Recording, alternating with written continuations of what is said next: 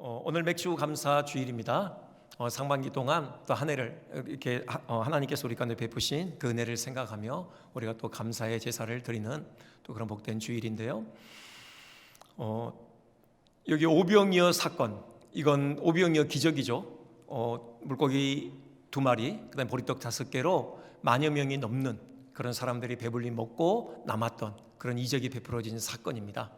맥주 감사 주일과 참 어울릴 수 있겠다. 그래서 다른 본문을 선택하지 않고요, 계속해서 요한복음 강의하면서 정해진 본문을 가지고 오늘 말씀을 나누려고 합니다. 예수님께서 비유로 그런 말씀하신 적이 있거든요. 그 천국에 대해서 말씀하시면서 그 씨 뿌리는 자의 비유 있잖아요. 그래서 씨가 좋은 밭에 떨어졌을 경우 30배, 60배, 100배의 결실을 맺는다, 이런 말씀하셨습니다. 이게 하나님 나라의 원리인 거죠. 적은 것으로 심을지라도 최선을 다해서 심을 때 하나님의 그 은혜로 말미암아 풍성한 열매를 거두게 된다라는 것입니다. 오늘 이 오병이어 사건도 마찬가지 하나님 나라의 그 풍성한 그 은혜의 성격을 우리에게 보여주고 있습니다. 단순하게 계산하면요, 10,000배가 넘죠. 오병이어요, 한 사람의 어떤 식사 분량입니다. 약간 부족한 듯 하지만 10,000명이 넘는 그 사람들이 배불리 먹고 남았다라고 했습니다. 10,000배가 넘는 그런 결실을 거두는 그런 풍성한 은혜, 이것이 바로 하나님 나라의 은혜인 것이죠. 오늘 우리가 맥주 감사 주일을 지내면서 이 하나님의 은혜가 우리의 삶에 가득했으면 좋겠습니다. 하나님 나라의 그 풍성함이 무엇인지 우리의 삶에 풍성하게 경험하고 많은 사람들에게 그 은혜를 흘려보내는 통로로서의 삶을 살아갔으면 좋겠습니다. 이제 남은 하반기 정말 그 하나님의 은혜가 우리의 삶을 통해서 계속해서 풍성하게 흘러가는 그런 복이 모두에게 부어지기를 간절히 소망합니다. 그러기 위해서 오늘 또 우리가 하나님 앞에 어떤 태도로 나아가야 되는지 이 본문을 가지고 우리 함께 생각하는 그런 시간을 갖겠습니다. 먼저는요, 신뢰죠. 그 예수님께서 창조적인 능력을 가지고 계심, 그 다음에 그분이 어떻게 선하신 분이신지에 대한 신뢰가 필요한 것 같습니다. 여러분, 이 사건을 통해서요, 예수님께서 분명하게 드러내시는 것은 그분이 창조주 하나님이시라는 것입니다. 물고기 2마리, 보리떡 5개로요 10,000명이 넘는 그런 풍성한 식탁을 제공할 수 있었던 것은 하나님의 창조의 능력이 발휘됐기 때문이죠. 여러분, 그 구체적인 과정은 여기에 기록되지 않았어요. 그러니까 어떻게 이것들이 나눠져서 그들이 풍성히 먹게 되어졌는지 구체적인 과정은 생략하고 있죠. 예전에 그 예수라는 영화 보니까요, 거기에는 그렇게 연출하고 있더라고요. 이 장면을요, 제자들이 그 바구니에다가 그 떡을 담아가지고 빵을 담아가지고요, 사람들이 나눠주면은 또 보면 또 있는 겁니다. 나눠주면 또 생겨나고요, 이렇게 표현을 했던데, 아무튼 우리가 더 깊이 들어갈 수는 없지만 확실한 건 뭐냐, 여기에 예수님의 창조적인 능력이 발휘됐다라는 거예요. 여러분, 보통 보리빵이 만들어지려면은 어떤 공정의 과정이 필요합니까? 처음에는 그 새싹 보리를 심어야 되잖아요, 땅에다가요. 시간이 지나면은 그게 자라고 이삭이 맺히는 거죠. 그럼 추수합니다. 타작하죠.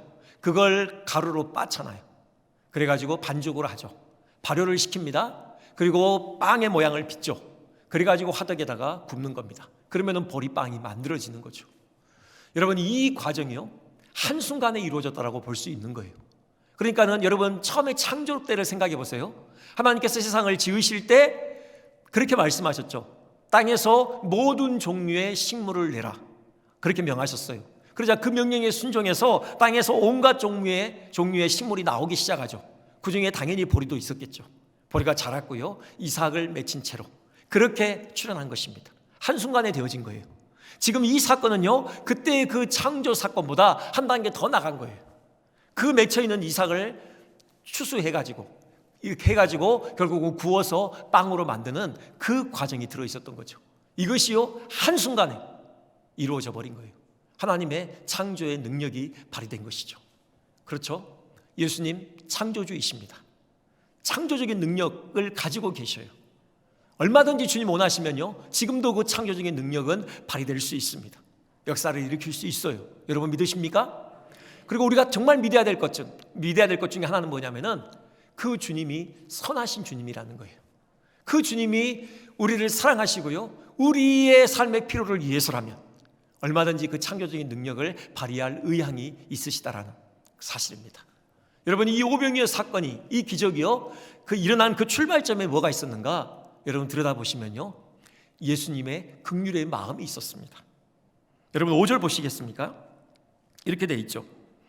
예수께서 눈을 들어 큰 무리가 자기에게로 오는 것을 보시고 그랬습니다. 여러분 이런 장면들은 그냥 넘어가서는 안 돼요. 예수님께서 눈여겨보셨다라는 겁니다. 이건 뭔가가 있는 거예요.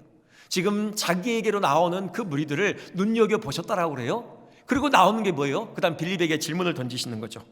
빌립아, 우리가 어디서 떡을 사서 이 사람들을 먹이겠느냐. 그러니까 이게 뭐냐면은 예수님께서 무리들을 보신 다음에 무슨 생각을 하신 거예요? 떡을 먹여야 되겠다, 이들에게 먹을 것을 공급해야 되겠다, 그 생각을 하셨다라는 거예요. 지금 이게 어떻게 된 배경인지는 여러분 이 오병이어 사건만은요 사복음서가 모두 다 기록하고 있습니다. 그만큼 중요한 사건이라는 건데요, 다른 복음서를 참조하면은 좀 더 배경을 깊이 들여다볼 수 있어요. 시간이 좀 지난 거예요.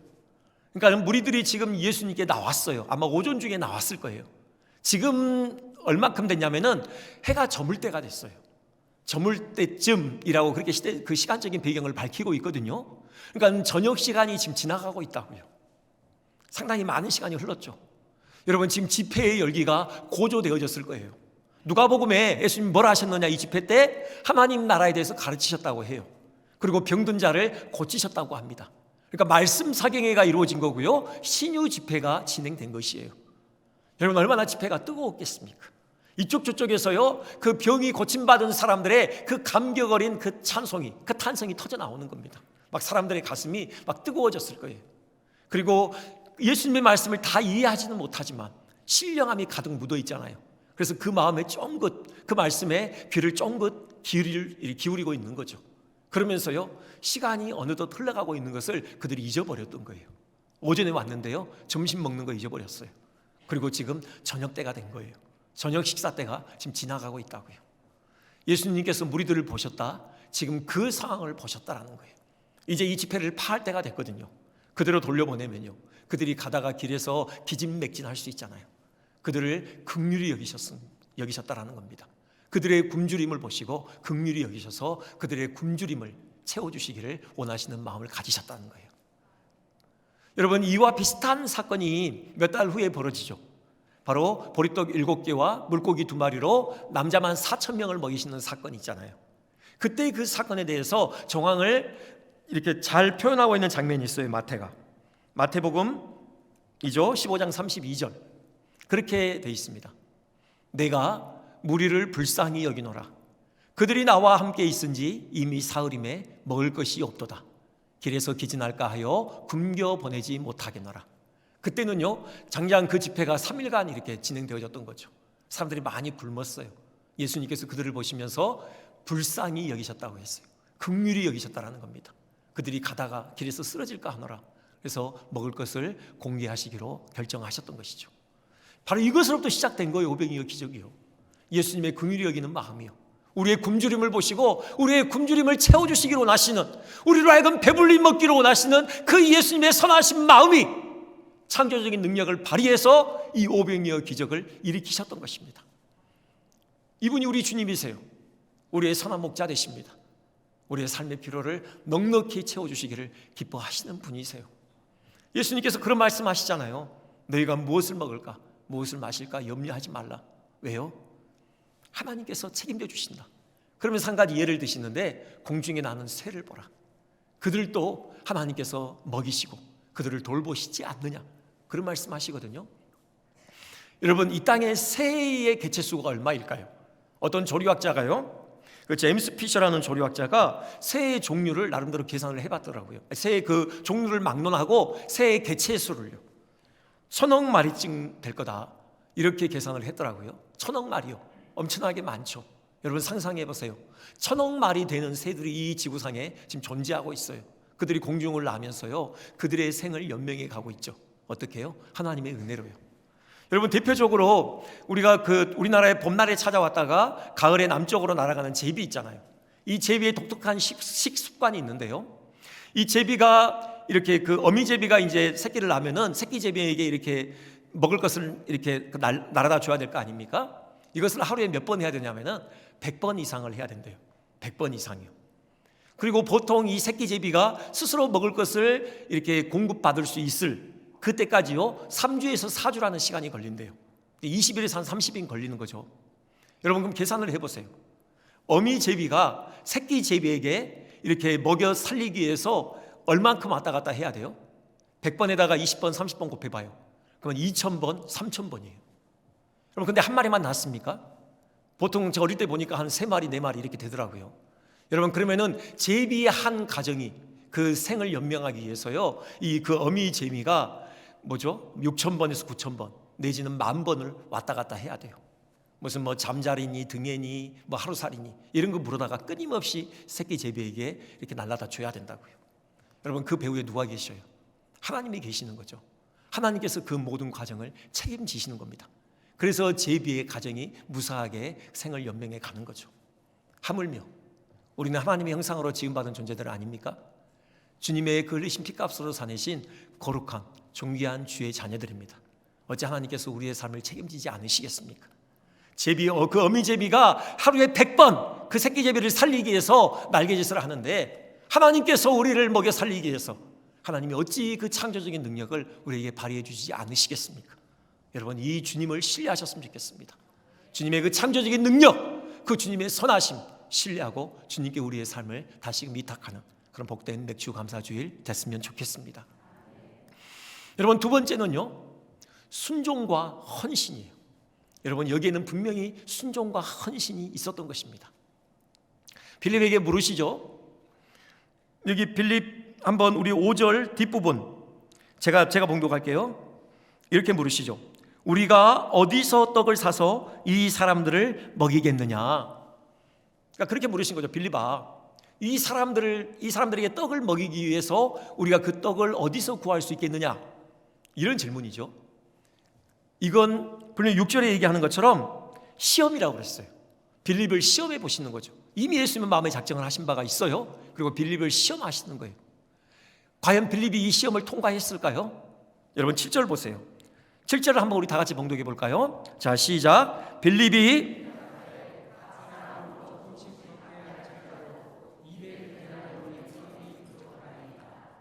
아멘. 이게 무슨 말이냐면요. 그 언어를 그대로 이렇게 다시 번역해 보면은 이 많은 사람들 한 사람당 조금씩만 먹게 하더라도 그런 떡을 그런 빵을 구하더라도 200데나리온으로도 부족합니다. 그 말이에요. 그러니까 200데나리온 이게 얼마죠? 한 데나리온이 하루에 그 노동자 품삯인 걸 아시죠? 요즘식으로 한다면 한 10만 원으로 좀 잡아보죠. 10만 원. 뭐 많은 분도 있을 거고 적은 분도 있을지 모르겠지만 10만 원으로 했을 때요 200데나리온이면은 2천만 원 아닙니까? 그렇죠? 그러면은 이제 지금 여기가 10,000명이 넘어요. 남자만 5,000명이기 때문에 여자 어른 그다음에 애들까지 합치면 10,000명이 훨씬 넘죠. 10,000명만 잡아봐요. 그럼 2천만 원을 만으로 나누면 얼마죠? 2,000원이죠. 그러니까 지금 빌립이 어떤 계산을 했냐면은 한 사람당 식사비로 2,000원씩 계산을 한 거예요. 여러분 적은 식사비죠. 지금 우리 2,000원 들고 나가서 어디 뭐 한 끼 해결할 수 있어요? 아주 적게 잡은 거예요. 그렇게만 잡아도 좋기 2천만 원 이상이 들어간다는 거예요. 그런 계산을 한 겁니다. 빌립이 머리 회전이 되게 빠르죠. 그냥 계산을 한 거예요. 결론이 뭡니까 지금? 된다는 거예요? 안 된다는 거예요? 안 된다는 거죠. 선생님, 우리 할 수 없어요. 어떻게 이 많은 인원 빵을 사다가 먹입니까? 2천만 원이 넘게 든다니까요. 우리 안 돼요. 그런 허황된 계획 품으시면 안 됩니다. 선생님, 지금 빨리 돌려보내세요. 각자 알아서 식사 해결하도록 지금 돌려보내는 것이 최선의 방책입니다. 지금 이런 답변을 내놓은 거예요. 이게 예수님의 기대를 충족시켰을까요? 예수님이 이런 답변을 원하셨을까요? 아니죠. 예수님께서 원하셨던 건 뭐예요? 다른 복음서를 보면요, 예수님께서 그런 말씀을 하셨어요. 너희가 이 사람들에게 먹을 것을 주어라. 그 말씀을 하셨거든요. 지금 그러면서 우리가 어디서 구할 수 있겠느냐, 이걸 물으시는 거예요.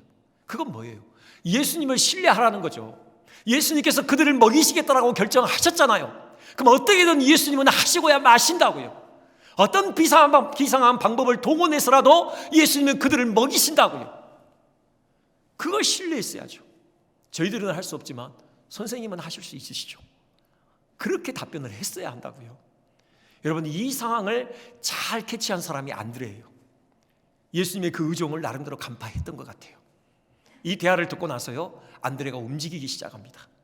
일단은 자기들에게 뭐가 있는지를 봐요. 근데 먹을 게 하나도 없어요. 그래서 무리들 틈으로 들어가요. 그들이 혹시라도 무슨 도시락이라도 가지고 있는지 살펴요. 발견하지를 못해요. 근데 딱 한 사람, 도시락을 가지고 있는 사람 있죠. 그게 바로 소년이었어요.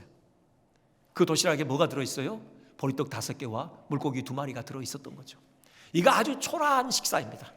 당시의 보리떡은요, 아주 가난한 사람들만 먹는 값싼 음식이었어요. 물고기 2마리라고 했는데요, 무슨 여러분 뭐 참치나 이런 뭐 큰 거 생각하시면 안 돼요. 정말 작은 물고기예요. 그 원어가요, 여러분 정말 작은 물고기를 얘기하는 거예요. 갈릴리 바다에서 흔히 잡히는 아주 작은 물고기, 그걸 아마 소금에 절여가지고 왔겠죠. 왜요? 보리떡 그 메마른 빵이잖아요. 그거 먹으려면 목이 잘 안 넘어가잖아요. 소금에 절인 그 물고기를 반찬 삼아 같이 씹는 거예요. 그런 초라한 식사예요. 양도요, 성인에게는 한 끼 식사로 좀 부족한 듯한 이 정도의 식사를 소년이 지금 들고 있었던 거예요. 옳다 됐다 하고 안드레가 지금 그거 가지고 예수님께 내미는 거예요. 물론 그렇게 얘기하죠. 이것이 이 많은 군중에게 뭐 얼마나 되겠습니까? 라는 그런 말은 덧붙여요. 하지만 내밀었다는 게 중요하죠. 물론 안 그래요? 여러분, 안드레에게 믿음이 없었다면, 기대가 없었다면 어떻게 그것을 내밀 수가 있어요? 이건요, 스승이신 주님께 핀잔을 들을 수 있는 행위예요. 동료 제자들에게요, 정말 웃음거리가 될 수 있는 행위라고요. 그렇잖아요. 그런데 안드레가 그걸 주님께 내밀었어요. 선생님, 여기 보리떡 5개와 물고기 2마리가 있습니다. 뭐예요? 선생님 하십시오. 선생님이 하고자 하시는 일을 이걸 가지고 하십시오. 순종이에요. 너희가 먹을 것을 주어라. 안드레가요, 안 되죠. 현실적으로 불가능하죠. 그게 어떻게 가능해요? 근데 주님이 계시잖아요. 주님이라면 어떻게든지 하실 수 있잖아요. 우리가 할 수 있는 걸 하는 거죠. 우리에게는 보리떡 5개, 물고기 2마리 있습니다. 선생님, 이걸 가지고 하십시오. 여러분, 이 순종의 믿음의 발걸음을 내딛은 거예요. 이 소년은요, 헌신이죠. 그날 아침에 뭐 어머니가 정성스럽게 싸줬을 거 아닙니까? 초라하지만 귀한 식사입니다. 그에게 가지고 있는 전부죠. 그걸 기꺼이 내놓은 거예요. 이건 헌신이죠. 여러분, 이 안드레의 순종과 이 소년의 헌신이 마중물이 됐어요. 그 생수의 원천 되시는 그 예수님께로부터 생명의 풍성함이 부어지는 데 있어서 마중물의 역할을 감당한 겁니다. 그렇죠. 여러분, 어떤 에디 레너라는 그런 미술책에 나오는 아주 의미 있는 그림인데요. 여기 아주 의미 있는 그림이 하나 실려 있습니다. 그냥 도화지에 동그라미 하나 그려요. 그럼 그게 뭡니까? 원이죠. 그냥 평면적인 원이에요. 2차원적인. 뭐 도도 말고 돌도 말고 그 이상도 그 이하도 아닌 그냥 원이에요. 단순한 원. 근데요, 신기한 일이 벌어지는데요. 거기다가 손을 그려놓어요. 그 밑에다가요. 그럼 손이 완성되잖아요. 손이 그림이. 그러면 손 위에 그 원이 올려져 있습니다. 그러면 그 원이 뭘로 바뀌어요? 공으로 바뀌어요. 여러분, 평면적이고 2차원적인 단순한 원이요, 그 손 위에 들려지는 순간 3차원적인 공으로 살아나는 겁니다. 여러분, 그렇죠? 단순한 손의 그림이라고요. 살아있는 사람의 손도 아니에요. 하물며 여러분, 우리가 하나님의 손에 들릴 때, 그 창조주 하나님의 그 전능하신 손에 우리의 삶이 붙들릴 때, 여러분, 얼마나 놀라운 역사가 일어나겠습니까? 얼마나 생명의 그 풍성한 그런 능력이 우리의 삶을 통해서 발휘되겠습니까? 여러분, 초라한 보리떡 5개, 물고기 2마리가요, 우리 주님의 손에 올려질 때 10,000명이 넘는 사람들이 배불리 먹을 수 있는 그런 풍성한 식탁으로 바뀌었어요. 여러분, 우리 예수님을 믿읍시다. 우리 예수님의 음성에 귀를 기울이십시다. 우리가 할 수 있는 최선을 다하여서 우리의 순종의 발걸음을 내딛읍시다. 우리에게 있는 것, 작은 것이라도 그거 주님 앞에 드립시다. 주님의 손에 붙들릴 때 놀라운 창조 역사가 일어날 것입니다. 생명 역사가 일어날 것이에요. 어제 온 가족 새벽 기도회 때요, 우리가 그런 기도 드렸습니다. 이 아현 장로교회 서 있는 이 지역이 우리 교회를 통하여 영적인 지각 변동이 일어나기를 원합니다. 한 사람 한 사람의 심령 가운데 하나님 나라의 그 거룩한 열망이 심겨지는 그런 역사가 있기를 원합니다. 우리 아현 장로교회를 통하여서 가정이 회복되는 역사가 있기를 원합니다. 나가서 우리 그런 기도했습니다. 야연 장로교회를 통하여서 우리 민족이 회복되기를 원합니다. 제사장 민족으로서 마지막 때의 귀한 역사를 감당하는 그런 민족으로 세워지는 데 있어서 우리 교회가 귀하게 사용되기를 소망합니다. 나아가서 마지막 한 영혼이 주님께 돌아오는 그날까지 열방을 복음하는 일에 우리 교회가 사용되어지기를 소망합니다. 우리 그런 기도 드렸습니다. 우리가 하나님의 일하심을 기대하며 우리가 믿음으로 순종의 발걸음을 내디딜 때 하나님의 이 역사를 우리를 통해 이루실 것입니다. 순종과 헌신을 통하여 하나님의 놀라운 생명의 풍성함의 역사, 오병이어의 기적 맛보시는 우리 모두 되시기를 주님 이름으로 축원드립니다. 마지막 한 가지만 간단하게 말씀드릴까요? 여러분, 여기에는 또요 감사가 있었어요. 예수님께서 지금 이제 주변을 정리하십니다. 지금 그 10절 보시면요, 예수님께 제자들에게 이렇게 지시하셔요. 예수께서 이르시되 이 사람들로 앉게 하라 하시니 그래요. 다른 복음서 보면 어떻게 앉았냐, 이제 이들이 50명씩 100명씩 옹기종기 이렇게 모여 앉았습니다. 그러니까 식탁에 둘러 앉은 거예요. 지금요 식탁이 마련된 겁니다. 그렇죠? 자, 이제 예수님은 이제 그 가운데 서셔요. 그 앞에. 그러니까 이제 곧 식사가 이제 시작되면 되는 거예요. 근데요, 이 식탁에는 엄청난 문제가 있죠. 아무리 눈을 씻고 찾아봐도요, 그들이 둘러앉은 그 식탁에 음식이 없어요. 음식이 없어요. 그렇죠? 딱 음식이 하나 있는데요, 예수님의 손에 들려있는 오병이어요. 물고기 2마리, 보리떡 5개. 이거 외에는 10,000명이 넘는 사람들이 식탁에 둘러앉았는데 음식이 없어요. 자, 이런 상황입니다. 이런 상황에서요, 예수님께서 뭐라고 돼 있죠? 축사하셨다고 돼 있어요. 11절에 보니까 예수께서 떡을 가지고 축사하셨다. 이 축사가 뭐냐? 이게요, 감사입니다. 감사로 번역돼야 맞는 그런 단어예요. 감사하셨어요. 자, 예수님께서 지금 식사가 시작되기 전에 대표로 식기도를 하신 거예요. 근데 그 기도의 내용이 뭐예요? 감사했다는 거예요.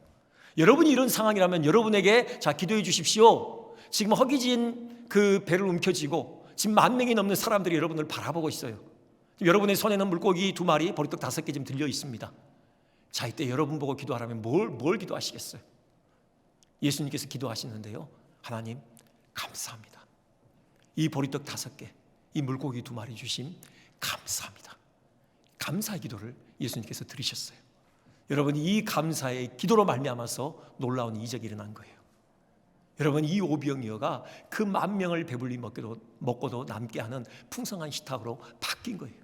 그 감사가 하나님의 그 창조적인 능력을 불러온 것입니다. 여러분, 감사하는 자의 밥상에는 하나님의 이적이 나타나게 돼 있는 거예요. 우리가 처한 상황 쉽지 않죠. 코로나19 오랫동안 지속되므로 우리가 상반기를 돌아볼 때 정말 어려운 우리가 그런 순간들을 지나왔을 것입니다. 특히나 생각지도 못한 우크라이나 전쟁이 터져가지고요, 물가도 오르고 또 경제적으로 여러 가지 안 좋은 상황이 지금 겹쳐 있습니다. 우리가 상반기 동안 열심히 일했죠. 땀 흘려 수고했습니다. 하지만 정작 그 수고의 열매를 손에 받아든 것은 너무나도 적을 수 있어요. 그것 때문에 여러분은 실망하는 마음으로 무거울 수 있습니다. 여러분의 마음이. 그 외에도요, 오랫동안 지병을 앓고 계시는 분들, 그렇게 고쳐달라고 하나님께 예언하고 간구하지만 병세가 호전되지 않음으로 인하여서 여러분 혹시라도 실망하고 아파하는 분들 있을 수 있습니다. 특히 우리 젊은 사람들, 요즘 취업하기가 너무 쉽지 않잖아요. 이력서 많이 써가지고 곳곳마다 제출을 하죠. 면접 혹시나 하는 기대를 가지고 여러분 면접에 참여해요. 하지만 번번이 퇴짜를 맞는 겁니다. 여러분, 그런 아픔 겪고 있는 젊은이들도 있을 수 있어요. 감사할 수 있습니까? 이런 상황에서 우리가 매주 감사주의라고 하지만 감히 감사의 제사를 우리가 드릴 수 있나요? 네, 드릴 수 있습니다. 그래도 우리 감사해야 돼요. 그래도 우리 감사해야 됩니다. 여러분, 왜 감사할 수 있는지 그 감사의 비결이 여기 나와 있어요. 예수님께서요, 감사하실 때 어떻게 하셨는지 보시면요, 지금 여기 이 본문에는 지금 그게 없지만 다른 복음서 보시면요, 예수님께서 감사하실 때 어떻게 하느냐, 예수님께서 눈을 들어 하늘을 바라보셔요. 그러면서 감사하십니다. 여러분, 이것이 감사의 비결이에요. 우리의 시선을요, 우리를 둘러싸고 있는 환경에서부터 하나님께로 옮기는 거예요. 하나님을 바라보는 거예요. 하나님의 은혜를 바라보는 겁니다. 여러분, 그럴 때 감사가 터져나와요. 그 하나님이 누구셔요? 우리를 죄와 사망 가운데서 구원해 주신 하나님이세요. 우리를 구원하시기 위해서 독생자 예수 그리스도를 아낌없이 십자가에 못 박아 죽인 우리의 구주 하나님이시라고요. 우리에게 무엇보다도 소중한 영원한 생명을 우리에게 안겨주신 분이세요. 여러분, 그 하나님의 은혜를 생각할 때 우리는 감사하지 않을 수 없는 거예요. 어렵지만 여러분, 지금까지 지나온 것이 우리 힘으로 지나온 거 아니잖아요. 하나님께서 알게 모르게 우리의 삶을 붙잡아 주셨기 때문에 우리가 한 걸음 한 걸음 지금까지 걸어올 수 있었던 거예요. 여러분, 그 하나님의 은혜의 손길을 바라볼 때 우리는 감사할 수 있는 겁니다. 그리고 우리가 감사할 때 귀히 받으시고 그 감사에 또 하나님의 이적을 우리 가운데 베풀어 주실 것입니다. 이 말씀만 드리고 말씀을 마치겠습니다. 목포에 사는 한 여자 집사님의 간증입니다. 남편이 문제가 많아요. 특별히 술을 너무 즐겨요. 거의 매일 술을 거나하게 취해가지고 인사불성으로 집에 들어와요. 그날도 역시나 인사불성이 돼서요, 집 앞에서 그만 쓰러졌어요. 그거 떠매가지고 이렇게 집으로 들어와서 침대에 눕히는 게 너무 힘들죠. 그렇게 침대에 눕혀놓고 곤히 잠들어 있는 남편의 얼굴을 보는데 신세 한탄이 절로 나오는 거죠. 하나님, 왜 제가 이런 남자를 만나가지고 이렇게 고통하며 살아야 합니까? 신세 한탄을 하는데요, 갑자기 그녀의 그 내리를 스쳐 지나가는 목사님의 설교 말씀이 있어요. 아마 이런 설교를 하셨나 봐요. 감사하십시오. 감사할 때 하나님의 이적을 경험할 것입니다. 그 설교가 생각이 나는 거예요. 그래서 아니지, 감사해야 되겠다. 감사의 제목을 찾는데 감사의 제목이 하나도 없어요. 그래서 그렇게 감사했다는 거예요. 억지로. 하나님, 감사의 제목이 없는 것으로 인하여서 감사합니다.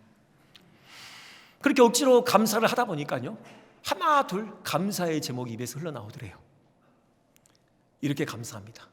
그래도 혼자가 아니라 둘이라서 감사합니다. 언젠가는 좋은 남편이 될 줄 믿고 감사합니다.